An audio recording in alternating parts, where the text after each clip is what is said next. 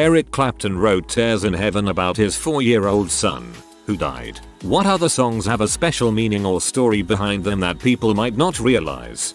Robert Plant of Led Zeppelin also had a young son who died, and All My Love is a song for him. It was recorded in one take.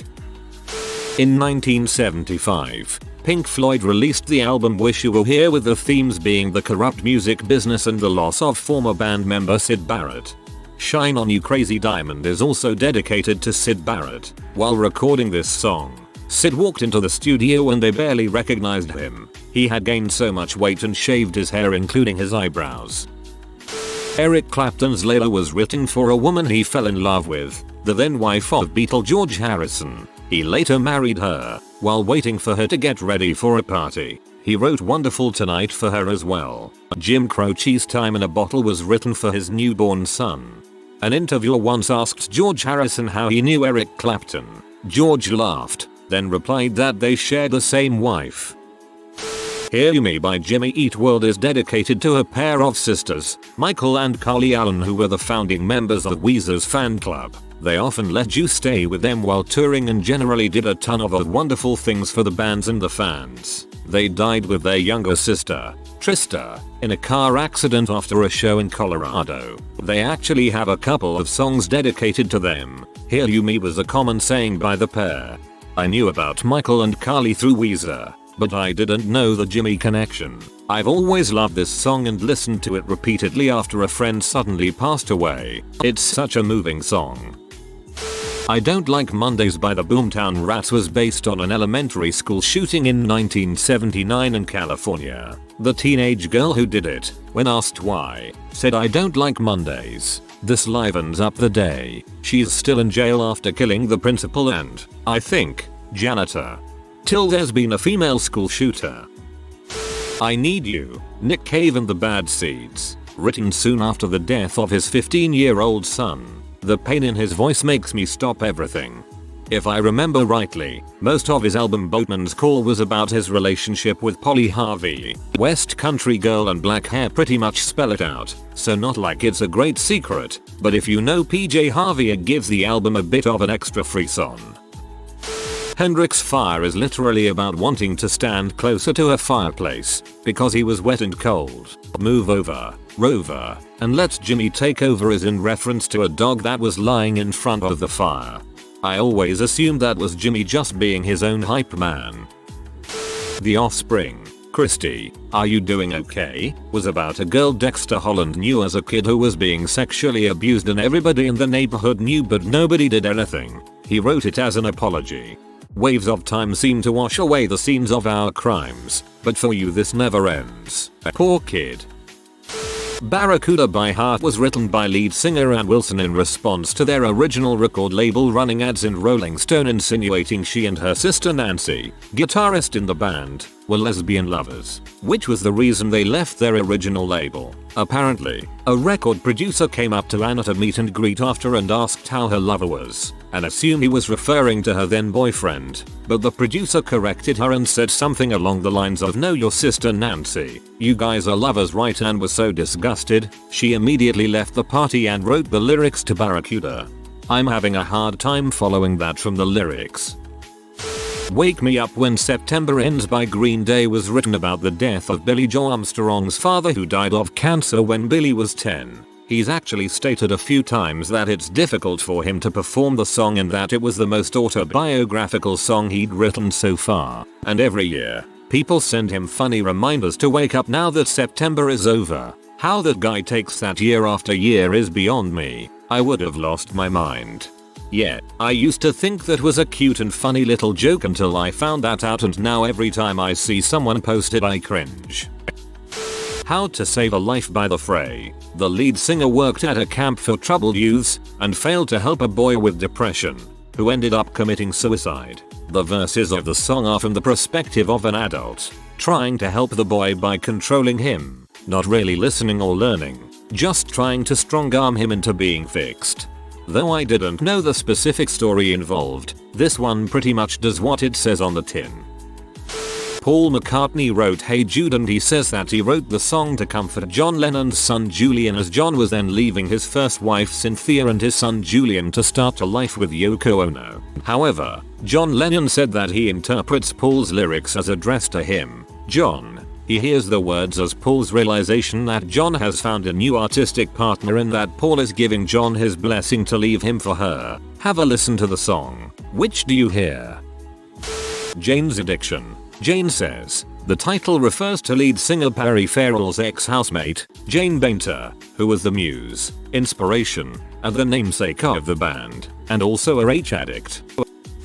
Alive with the Glory of Love by Say Anything is about the singer's grandparents and their experiences in Nazi concentration camps during the Holocaust. It's basically a Holocaust love song. I'm seeing so many of my fave songs on this post. I love Say Anything.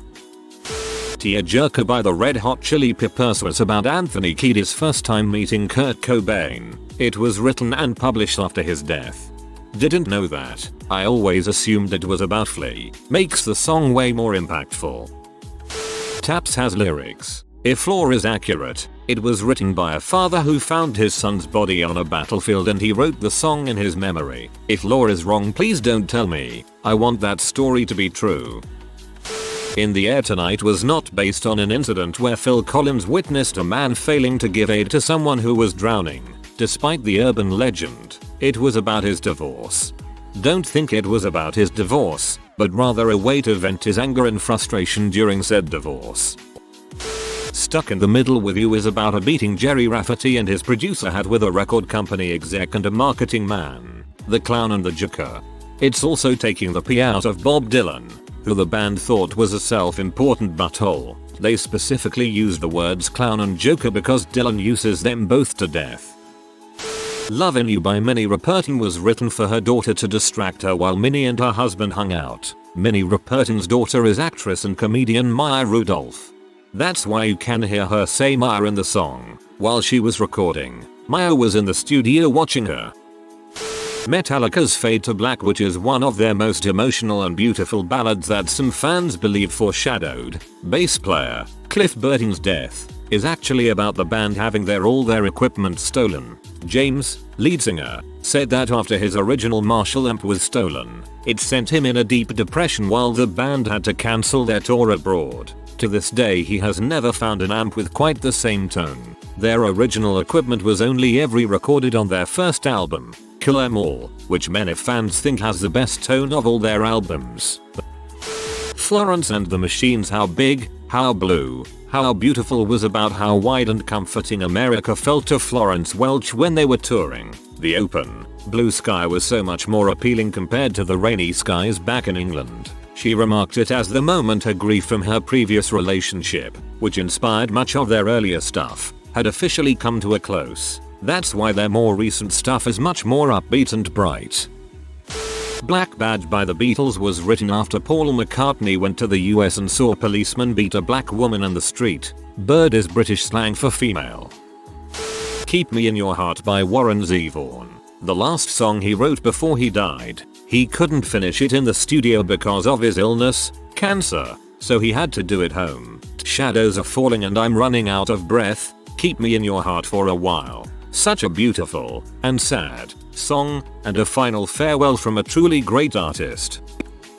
I'm surprised this hasn't come up yet, but Jeremy by Pearl Jam recounts the story of a troubled high school kid who killed himself in front of his English class. The video is particularly poignant.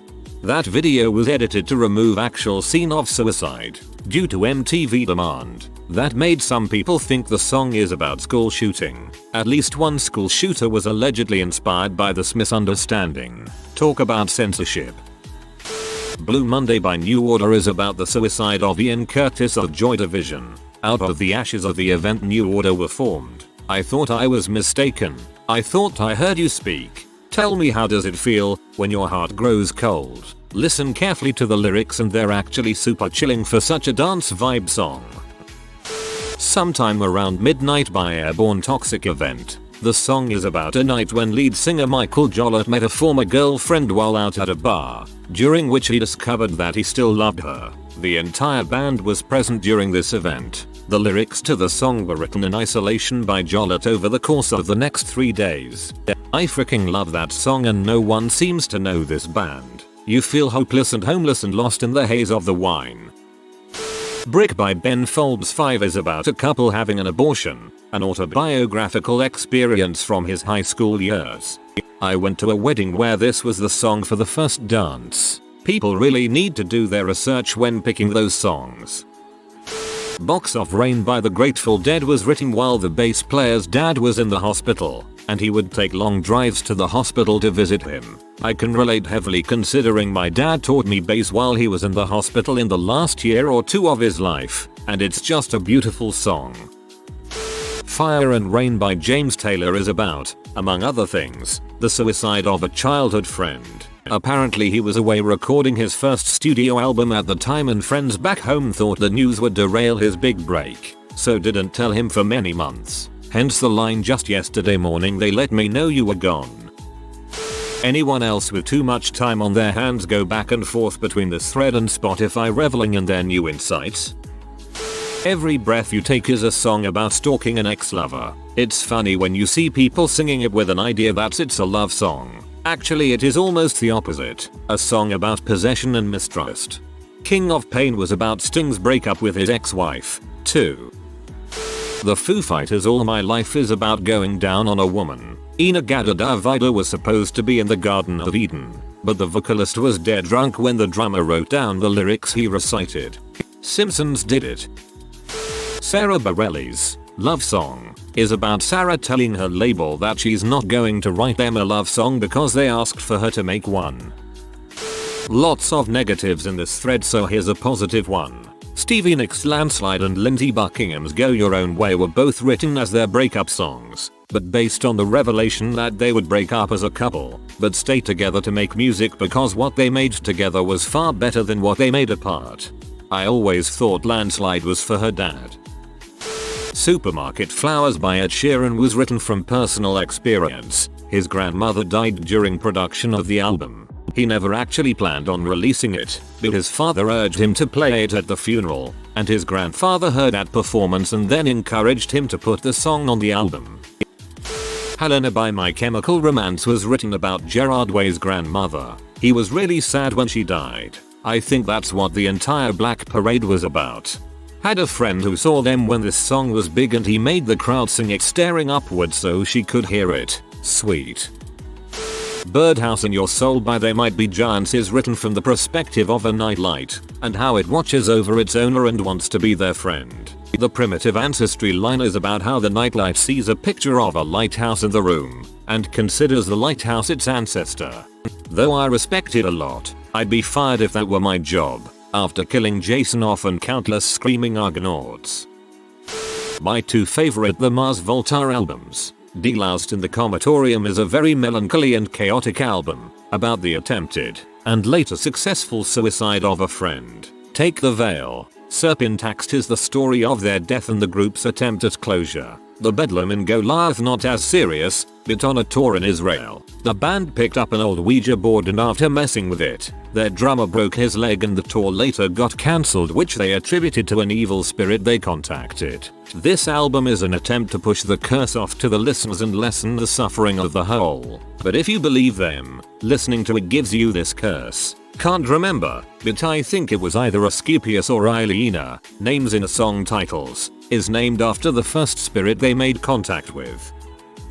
My brain is full of these. Fair warning, a lot of these are 80s songs. Forever Young by Alphaville was written about the fear of dying from nukes and bombs during the Cold War. Every Day is Like Sunday by Morrissey was written when he went to a beach town that wasn't in the beach season, and apparently it was just dreary and depressing. Love Will Tear Us Apart by Joy Division was about the lead singer's deteriorating marriage. He had a daughter but started having an affair, which ate away at him. If I remember correctly, he killed himself before the song was released. On the flip side, Keep On Loving You by REO Speedwagon was about the singer's wife cheating on him, and him deciding to stay with her. They broke up later anyways, but at least we got a good song out of it, I guess. Video Killed the Radio Star by The Buggles is overall about a nostalgia for old technology and the way things reverse us. What technology will make us into. Sweetest Thing by U2 was literally just an apology song to his wife because Bono forgot their anniversary when he was recording for the Joshua Tree. I have a bunch for Killer's songs as well,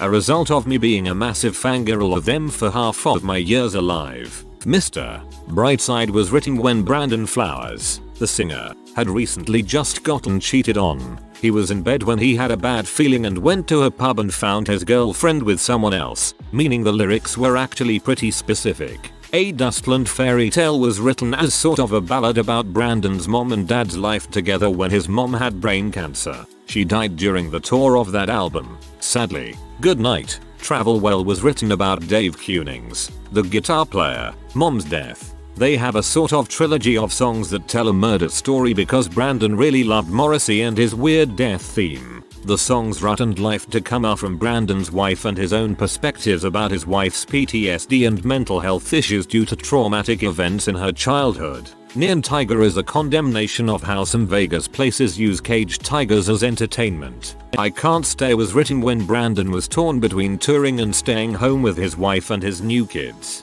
I Thought Jenny Was a Friend of Mine, Midnight Show, and Leave the Bourbon on the Shelf was the Murder Trilogy.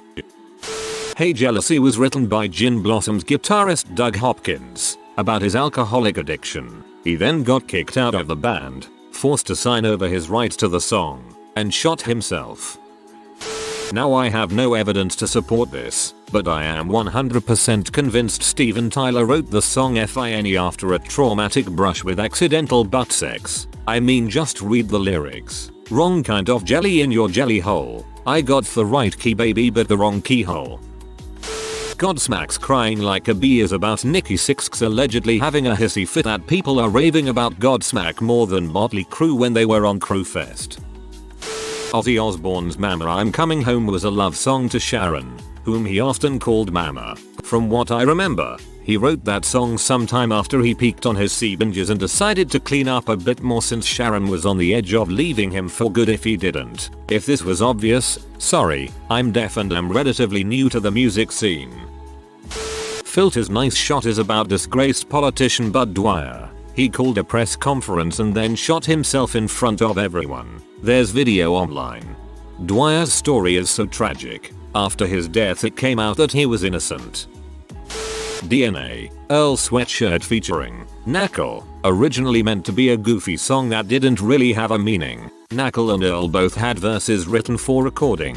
Just before they began recording, Knuckle received a call from a friend telling him that one of his best friends was killed. He scrapped his lyrics and rapped about his friend instead. I know you in a better place. I can't even cry about that. And when I look in the sky, I know you looking down on me, just like my grandmammy and all the other ones who wanna see me happy. Summertime by My Chemical Romance is about Gerard Way's, the frontman, wife, Lindsay. They got married during the 2007 Honda Civic tour when their bands were touring together, and they used to write notes to each other on their arms in black Sharpie when they were performing. At one show, she wrote Run Away With Me, and he wrote back Anytime You Want. This became one of the lyrics of the chorus. If you are new to the channel, you can subscribe. I publish new videos every day. Until then, check another video.